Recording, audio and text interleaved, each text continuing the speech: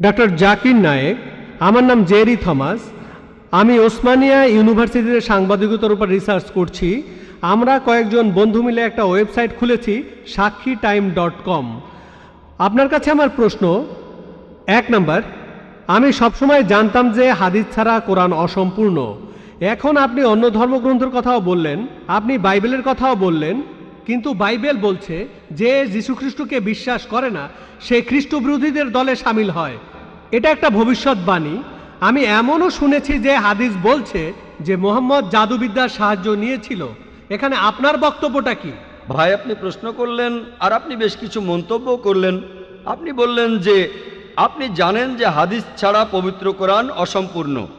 এখানে আপনি অন্য ধর্মগ্রন্থের কথা শুনলেন, তার মানে ওনার মতে বাইবেলের উদ্ধৃতি দিলে সে কথা মানতে হবে। আর বাইবেল বলছে যিশু বা ঈসা আলাইহিস সালামকে যে বিশ্বাস করবে না সে দোজখে যাবে, ইত্যাদি ইত্যাদি। এখানে আমার মন্তব্য কি? 1 নম্বর পয়েন্ট, হাদিস ছাড়া পবিত্র কোরআন অসম্পূর্ণ নয়। কোরআন একটা স্বয়ংসম্পূর্ণ বই। তবে কোরআনের কথাগুলো বুঝতে গেলে আপনাকে এগুলোর ব্যাখ্যা পড়ে দেখতে হবে। আর হাদিস হলো পবিত্র কোরআনের ব্যাখ্যা, যে কথাগুলো বলে গিয়েছেন নবীজি সাল্লাল্লাহু আলাইহি সাল্লাম। পবিত্র কোরআন একটা সম্পূর্ণ বই, আলহামদুলিল্লাহ স্বয়ংসম্পূর্ণ। তবে আপনি যদি সেগুলো আরো বিস্তারিতভাবে জানতে চান, তখন আপনি পড়বেন যে কথাগুলো বলে গিয়েছেন নবীজি মুহাম্মদ সাল্লাল্লাহু আলাইহি সাল্লাম। আমরা বলি সহিহ হাদিস। একটা কথা বলি, অন্যান্য ধর্মগ্রন্থের উদ্ধৃতি দিয়েছি, তার মানে এই না আমি মানি যে অন্যান্য ধর্মগ্রন্থ আল্লাহর বাণী। প্লিজ আমাকে ভুল বুঝবেন না। আমি এখানে কোরআনের কথা মতো কাজ করেছি। আল্লাহ পবিত্র কোরআনে বলেছেন, সূরা ইমরানের 64 নম্বর আয়াতে উল্লেখ করা হয়েছে, তাআলা ইলা কালিমাতিন সাওয়াইম বাইনানা ওয়া বাইনাকুম, এসো সেই কথায় যাহা আমাদের ও তোমাদের মধ্যে এক। আমি সাদৃশ্যের কথা বলছি। পবিত্র কোরআনের সূরা রাদের 38 নম্বর আয়াতে উল্লেখ করা হয়েছে, ওয়ালিকুল্লি কওমিন হাদ, প্রত্যেক যুগে আমি কিতাব নাজিল করেছি। আল্লাহ তাআলা অনেক কিতাব নাজিল করেছেন। পবিত্র কোরআনে 4টার নাম উল্লেখ করা হয়েছে, তাওরাত, জাবুর, ইনজিল এবং কোরআন। তাওরাত হলো সেই ওহী আসমানি কিতাব যেটা নাজিল হয়েছিল মুসা আলাইহিস সালামের উপর। জাবুর আরেকটা আসমানি কিতাব নাজিল হয়েছিল দাউদ আলাইহিস সালামের উপর। ইনজিল হলো সেই আসমানি কিতাব যেটা নাজিল হয়েছিল ঈসা আলাইহিস সালামের উপর। আর কোরআন হলো সর্বশেষ ও চূড়ান্ত আসমানি কিতাব, নাজিল হয়েছিল সর্বশেষ ও চূড়ান্ত নবী মুহাম্মদ সাল্লাল্লাহু আলাইহি সাল্লামের উপর। এখন আগের সবগুলো আসমানি কিতাব এসেছিল নির্দিষ্ট সম্প্রদায়ের মানুষের জন্য, আর সেই কিতাবের নির্দেশগুলো ছিল একটা নির্দিষ্ট সময়ের জন্য। তাই আল্লাহ তাআলা চাননি যে এই কিতাবগুলো অবিকৃত অবস্থায় থাকুক। কিন্তু কোরআন হলো সর্বশেষ আসমানি কিতাব। আল্লাহ কোরআনে বলেছেন, সূরা হিজরের 9 নম্বর আয়াতে উল্লেখ করা হয়েছে, আমি কোরআন অবতীর্ণ করেছি আর আমি সংরক্ষণ করে রাখব। কোরআন হলো একমাত্র ধর্মীয় গ্রন্থ পুরো পৃথিবীর মধ্যে যেটা এখনো অবিকৃত অবস্থায় আছে। শুধু আমি বলছি না, ধর্মের উপরে বিভিন্ন বিশেষজ্ঞরা বলছেন। তাদের একজন উইলিয়াম মুর, তিনি ইসলামের বিরুদ্ধে তীব্র সমালোচনা করতেন। তিনি খ্রিস্টান ছিলেন। 200 বছর আগে তিনি বলেছিলেন, আর কোনো ধর্মীয় গ্রন্থ নেই, আর কোনো ধর্মীয় গ্রন্থ নেই যেটা এখনো অবিকৃত অবস্থায় আছে 1200 বছরের বেশি সময় ধরে। এখন বললো 1400 বছরেরও বেশি। এই কোরআনের মতো তিনি খ্রিস্টান ছিলেন, ইসলাম ধর্মের তীব্র সমালোচক ছিলেন। তিনি সত্যি কথাটা স্বীকার করেছেন, কোরআন অবিকৃত অবস্থায় আছে। কিন্তু অন্যান্য সব ধর্মগ্রন্থ সেগুলোর কথা বদলে গেছে, এমনকি বাইবেলও। আমি বাইবেলকে আল্লাহ তাআলার বাণী বলে মানি না। আমরা মুসলিমরা বিশ্বাস করি সেই ওহীতে যেটা দেওয়া হয়েছিল ঈসা আলাইহিস সালামকে, ইনজিল। কিন্তু এখন আমরা যে বাইবেলটা দেখি, এই বইটা একটা মিশ্রণ। এখানে আল্লাহর বাণী থাকতে পারে, কোরআনের সাথে মিললে আমিও আপত্তি না করে মেনে নেব এটা আল্লাহর বাণী। এছাড়াও নবীদের বলা কথা আছে, এখানে ঐতিহাসিকদের বলা কথাও আছে। দুঃখের সাথে জানাচ্ছি বাইবেলে পর্নোগ্রাফিও আছে। আমি উদ্ধৃতি দিতে পারবো না, আমি পারবো না। বাইবেলে আছে অনেক পরস্পর বিরোধী কথা, বৈজ্ঞানিক ভুল, গাণিতিক ভুল, সেগুলোর কথা এখানে বলছি না। আমি বিতর্ক করেছিলাম ডক্টর উইলিয়াম ক্যাম্বেলের সাথে। তিনি ইসলামের বিরুদ্ধে একটা বই লিখেছিলেন, Quran and Bible in the light of history and science. বলেছিলেন কোরআনে 30টা বৈজ্ঞানিক ভুল আছে। আমি আমেরিকায় গিয়েছিলাম। আমেরিকায় আমরা বিতর্ক করেছিলাম 2000 সালের 1 এপ্রিল, আর টপিক ছিল Quran and Bible in the light of science. তার সব অভিযোগের উত্তর আমি দিয়েছিলাম। তারপর আমি যখন বাইবেলের 38টা ভুলের কথা বললাম, তিনি সেগুলোর উত্তর দিতে পারেননি। পবিত্র কোরআনের সূরা বাকারার ৭৯ নম্বর আয়াতে উল্লেখ করা হয়েছে, فويل للذين يكتبون الكتاب بأيديهم ثم يقولون هذا من عند الله ليشتروا به ثمنا قليلا فويل لهم مما كتبت أيديهم ويل لهم مما يكسبون। দুর্ভোগ তাদের যারা নিজ হাতে কিতাব রচনা করে আর বলে এটা আল্লাহর ওহী। সমূল্য পাওয়ার জন্য তারা কথা বলে, যা লিখেছে সেজন্য শাস্তি তাদের, যা উপার্জন করেছে সেজন্য শাস্তি তাদের। তাই বর্তমানের বাইবেল, হয়তো জানেন এই বাইবেল শব্দটা এটা বাইবেলের মধ্যে কোথাও নেই। এটা এসেছে গ্রিক শব্দ বিবলস থেকে, অর্থাৎ অনেক বই মিলে একটা বই। আর বিশেষজ্ঞরা এখন বলেন এই বাইবেল লিখেছে অনেকজন লেখক, আমি বলছি না, খ্রিস্টান বিশেষজ্ঞরা। তাই বর্তমানের বাইবেলকে আমি আল্লাহর বাণী বলে মনে করি না। একইভাবে যদি জিজ্ঞেস করেন আমি বেদকে আল্লাহর বাণী বলে মনে করি কিনা, বৌদ্ধ ধর্মগ্রন্থগুলোকে আল্লাহর বাণী বলে মনে করি কিনা, পার্সি ধর্মগ্রন্থগুলোকে আল্লাহর বাণী বলে মানি কিনা, আমি এখন বলবো হতে পারে আল্লাহর বাণী, নাও হতে পারে আল্লাহর বাণী।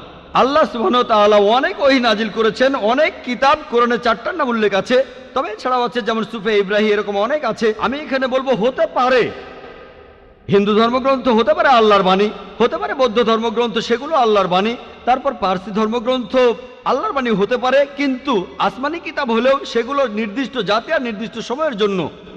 এখন আপনি মানবেন সর্বশেষ ও চূড়ান্ত কিতাব, সেটা হলো পবিত্র কোরআন। তাহলে প্রত্যেক মানুষই, হোক তার দেশ ইন্ডিয়ায়, আমেরিকাতে, কানাডায়, ইংল্যান্ডে, সিঙ্গাপুরে, সৌদি আরবে, প্রত্যেক মানুষই সর্বশেষ ও চূড়ান্ত ওহী মানবে, অর্থাৎ পবিত্র কোরআন আর সর্বশেষ নবী মুহাম্মদ সাল্লাল্লাহু আলাইহি সাল্লামকে মেনে চলবে। আমি বলছি না যে হিন্দু ধর্মগ্রন্থগুলো আল্লাহর বাণী, আর আল্লাহর বাণী হলেও সেটা নির্দিষ্ট সময়ে নির্দিষ্ট জাতির জন্য ছিল।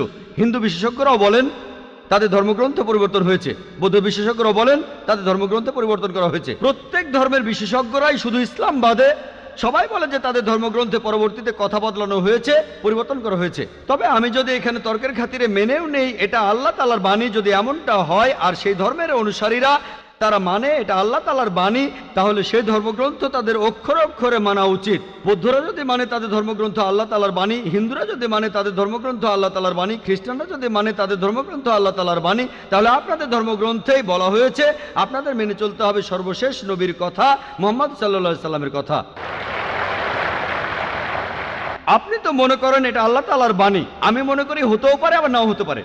আপনি মনে করেন সেটাই আল্লাহ তাআলার বাণী, তাহলে আপনি সেটার কথা মেনে চলেন। সর্বশেষ আর চূড়ান্ত নবীকেও আপনি বিশ্বাস করেন। আমি আগেও বলেছি, পবিত্র বাইবেলে গসপেল অফ জন 16 নম্বর অধ্যায়ের 12 থেকে 14 অনুচ্ছেদে আছে, ঈসা আলাইহিস সালাম বলছেন, আমি তোমাদের অনেক কথা বলতে চাই, কিন্তু তোমরা সেটা এখন বুঝতে পারবে না, কারণ যখন সত্যের আত্মা তোমাদের সামনে আসবে সে তোমাদের সত্যের পথে নিয়ে যাবে। সে তার নিজের কথা বলবে না, যা শুনবে সে কথাগুলোই বলবে। সে তোমাদের ভবিষ্যতের কথা বলবে, আমাকে মহিমান্বিত করবে। এ মানুষটা কে? মুহাম্মদ সাল্লাল্লাহু আলাইহি সাল্লাম। মুহাম্মদ সাল্লাল্লাহু আলাইহি সাল্লাম বাদে আর কোন নবী ঈসা আলাইহিস সালামকে কি মহিমান্বিত করেছেন? ঠিকই বলেছেন আপনি, যে ঈসা আলাইহিস সালামকে অস্বীকার করবে সে নরকে যাবে। আপনি বললেন এই কথা, আমি আপনার সঙ্গে একমত। সেই মুসলিম আসলে মুসলিম না যে ঈসা আলাইহিস সালামকে বিশ্বাস করে না। আমরা এখানে বলি আলাইহিস সালাম, আপনি শুধু বললেন যিশু। আমি পারি না, আমাকে বলতেই হবে আলাইহিস সালাম যদি ইসলামের প্রতিনিধিত্ব করি। যদি আমি এই আলাইহিস সালাম শব্দটা না বলি আমাকে বের করে দেওয়া হবে। অনভিজ্ঞ লোক এটা করতে পারে, আমাকে বলতেই হবে আলাইহিস সালাম।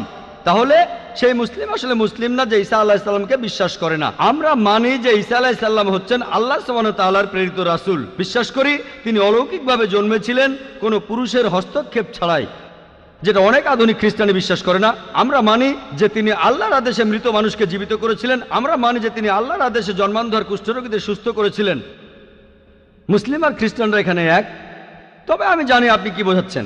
আপনি যখন বললেন যীশু খ্রিস্টকে বিশ্বাস করা, তার মানে কি বুঝিয়েছেন? যে তিনি ঈশ্বর, তাই না? ওনার মাইক্রোফোনটা অন করেন। যিশুকে বিশ্বাস করা বলতে কি বোঝাচ্ছেন? নবী হিসাবে বিশ্বাস করা?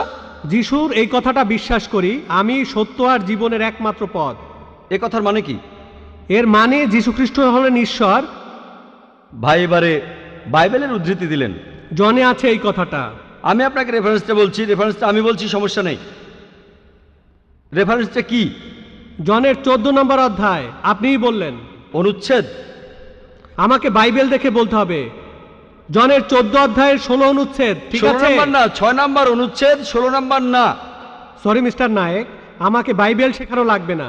আমরা আপনার ভুল ব্যাখ্যাগুলো শুনে আমাদের ওয়েবসাইটে সেটার উত্তর দেব। ভালো কথা। ভাই, আপনি উদ্ধৃতি দিচ্ছেন, আপনার ব্যাগে তো বাইবেল আছে, তাই না? ব্যাগ থেকে বাইবেলটা বের করে দেখেন। এটা গসপেল অফ জনের 14 নম্বর অধ্যায় 6 নম্বর অনুচ্ছেদ 16 নম্বর না।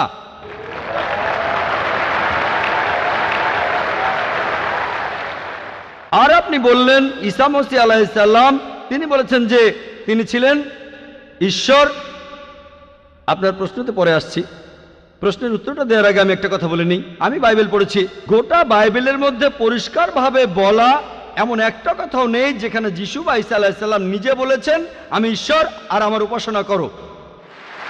যদি কোনো খ্রিস্টান আমাকে দেখাতে পারেন গোটা বাইবেলের মধ্যে পরিষ্কারভাবে বলা মাত্র একটি কথা যে ঈসা আলাইহিস সালাম নিজেই বলেছেন যে আমি ঈশ্বর আর আমার উপাসনা করো, তাহলে আমি ডক্টর জাকির নায়েক আজকেই খ্রিস্টান ধর্ম গ্রহণ করব। আমি অন্য মুসলিম ভাইদের পক্ষ থেকে এই কথা বলছি না, আমি আমার মাথাটা তরবারির তলে রাখছি। আমি বিভিন্ন ধর্মের উপর একজন ছাত্র। আপনি বাইবেল পড়েছেন আর আমিও পড়েছি বাইবেল। আপনি বললেন যে আপনাকে বাইবেল শেখানো লাগবে না। ঈসা আলাইহিস সালাম এই কথা নিজে বলেছেন, সত্যকে খোঁজো, সত্যই তোমাকে মুক্ত করবে। ইনশাল্লাহ আজকে আপনি সত্য দেখবেন আর ইনশাল্লাহ সত্য আপনাকে মুক্ত করবে। আমি কথাটা আবার বলছি, গোটা বাইবেলে পরিষ্কারভাবে বলা এমন একটা কথাও নেই যেখানে যিশু বা ঈসা আলাইহিস সালাম নিজেই বলেছেন আমি ঈশ্বর আর আমার উপাসনা করো। আপনারা যদি বাইবেল পড়েন, ঈসা আলাইহিস সালাম তার নিজের মুখেই বলেছেন। এটা আছে গসপেল অফ জন 14 নম্বর অধ্যায়ের 28 অনুচ্ছেদে বলেছেন আমার পিতা আমার চাইতে মহান। গসপেল অফ জন 10 নম্বর অধ্যায়ের 29 অনুচ্ছেদ আমার পিতা সবার চাইতে মহান। গসপেল অফ ম্যাথিউ 12 নম্বর অধ্যায়ের 28 অনুচ্ছেদ আমি ঈশ্বরের আত্মার সাহায্যে শয়তানকে তাড়িয়ে দেই। গসপেল অফ লুক 11 নম্বর অধ্যায়ের 20 অনুচ্ছেদ আমি ঈশ্বরের আঙ্গুলের সাহায্যে শয়তানকে তাড়িয়ে দেই। গসপেল অফ জন 5 নম্বর অধ্যায়ের 30 অনুচ্ছেদ আমি আমার নিজের থেকে কিছুই করতে পারি না, আমি এখানে বিচার করি আর আমার বিচার সঠিক, কারণ আমি আমার ইচ্ছায় কাজ করি না, আমার পিতার ইচ্ছায় কাজ করি। যদি কেউ বলে সে আল্লাহর ইচ্ছা মতো কাজ করে সে একজন মুসলিম। ঈসা আলাইহিস সালাম একজন মুসলিম, তিনি নিজেকে ঈশ্বর বলেননি।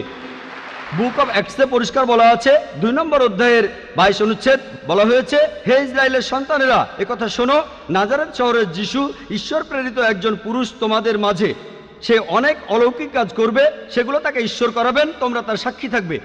ঈশ্বর প্রেরিত একজন পুরুষ তোমাদের মাঝে, সে অনেক অলৌকিক কাজ করে দেখাবে, ঈশ্বর তাকে দিয়ে করাবেন আর তোমরা তার সাক্ষী থাকবে। তাই বাইবেল স্পষ্ট করে বলছে যে ঈসা আলাইহিস সালাম ছিলেন একজন মানুষ, তিনি আল্লাহ তাআলার প্রেরিত একজন রাসূল, কিন্তু আল্লাহ নন।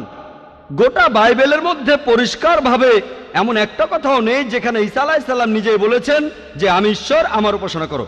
আপনি একটা উদ্ধৃতি দিয়ে সেটা প্রমাণ করতে চাইলেন যে গসপেল অফ জন 14 নম্বর অধ্যায়ের 6 অনুচ্ছেদে বলা হয়েছে যিশু বা ঈসা আলাইহিস সালাম নিজেই বলেছেন আমি সত্য আর জীবনের একমাত্র পথ, আমাকে ছাড়া আমার পিতার কাছে কেউ যেতে পারবে না।